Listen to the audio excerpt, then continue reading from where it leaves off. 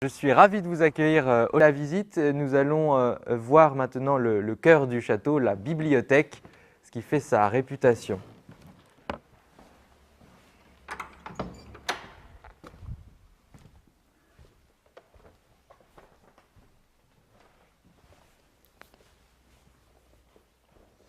Alors voici le trésor du château, l'énorme bibliothèque qui rassemble 12 000 ouvrages. Une bibliothèque considérable. Actuellement, c'est une des plus grandes bibliothèques privées qui soit conservée dans son lieu d'origine. Elle est d'ailleurs classée en tant qu'archive historique. Cette bibliothèque est composée en fait par les différentes collections familiales depuis le XVIIe siècle, notamment par Guillaume de Botrus qui commence la collection au XVIIe. C'est un des membres fondateurs de l'Académie française. Les Walsh ont racheté le château avec le mobilier, mais également avec les livres, et ils rajoutent même leurs ouvrages. On peut voir derrière quelques extraits, quelques livres dont le dos porte leur emblème, leur blason. Et puis le duc de la Trémouille ramène également ses ouvrages à la fin du XIXe siècle. Il les ajoute à la collection, on peut les voir avec cette croix sur le dos. La croix est composée des 4 T qui rappellent les titres de noblesse des La Trémouille. Ils étaient duc de la Trémouille, duc de Thouars, prince de Talmont et prince de Tarente. Alors c'est justement ce duc de la Trémouille en question qui aménage cette pièce comme on la voit aujourd'hui. Il était président de l'Association des bibliophiles de France d'ailleurs, c'est vraiment une de ses grandes passions. Il aménage la pièce de façon thématique.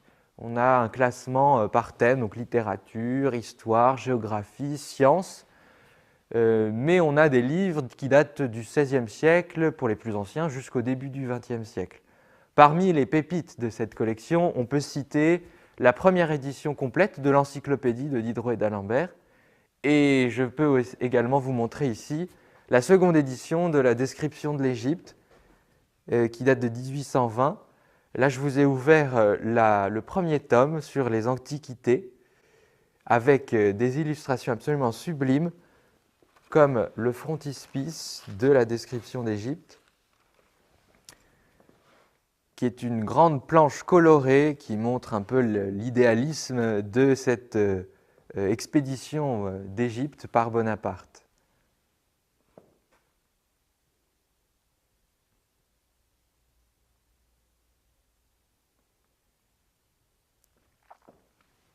Alors la bibliothèque renferme aussi une collection de meubles, comme dans tout le château. Ici des meubles particuliers, notamment dédiés aux jeux. Là nous avons une jolie table de tric-trac avec ses 4 chaises estampillées Georges Jacob, l'ébéniste favori de Marie-Antoinette. Des chaises très élégantes avec le dossier en forme de lyre. Bien entendu, il y a quelques tables de lecture pour les livres, notamment les gros volumes comme ici l'Atlas du Royaume de France, daté de 1643. Et puis bien sûr, il y a le bureau du duc de la Trémouille, qu'il a fait faire pour son métier d'historien, d'archiviste. Il passait beaucoup de temps le nez dans les papiers. Et donc voici ce bureau avec plein de tiroirs, dont certains sont en fait des tablettes annexes pour poser des livres, des papiers. Il y a même des encriers intégrés dans le tiroir. On est donc sur un modèle assez unique et plutôt remarquable du point de vue de l'ébénisterie. Et puis on ne peut pas être dans la bibliothèque sans parler du tableau sur cette énorme cheminée qui rappelle l'histoire des Walsh. Sur le tableau est représenté Antoine Walsh à gauche et le prince d'Écosse Charles-Édouard Stuart à droite. C'est Antoine Walsh qui monte une expédition avec le prince d'Écosse en 1745. Il organise en fait le débarquement du prince d'Écosse en Écosse, c'est ce qui est représenté sur le tableau, pour que le prince d'Écosse puisse repartir à la conquête de son trône qui est aux mains des Anglais.